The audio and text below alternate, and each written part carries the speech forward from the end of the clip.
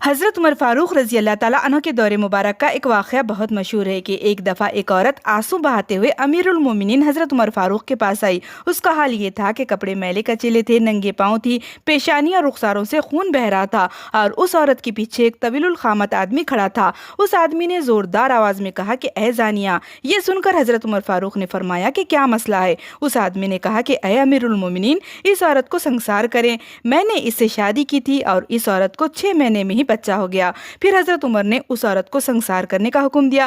حضرت علی اس وقت حضرت عمر رضی اللہ تعالیٰ عنہ کے برابر بیٹھے ہوئے تھے۔ کہا کہ اے امیر المومنین، یہ عورت زانیہ ہرگز نہیں ہو سکتی۔ حضرت عمر نے فرمایا کہ وہ کیسے؟ حضرت علی رضی اللہ تعالیٰ عنہ نے فرمایا کہ اللہ تعالیٰ ارشاد فرماتا ہے قرآن میں کہ جب ہم اسے حمل کے مدت سے نکالیں گے جو کہ 30 مہینوں میں سے 24 مہینے ہیں تو 6 ماہ ہی باقی رہ جاتے ہیں، لہٰذا عورت کو 6 ماہ میں بھی اولاد ہو سکتی ہے۔ یہ سن کر حضرت عمر رضی اللہ تعالیٰ عنہ کا چہرہ مبارک دمک اٹھا اور فرمانے لگے کہ آج اگر علی نہ ہوتے تو عمر ہلاک ہو چکا ہوتا۔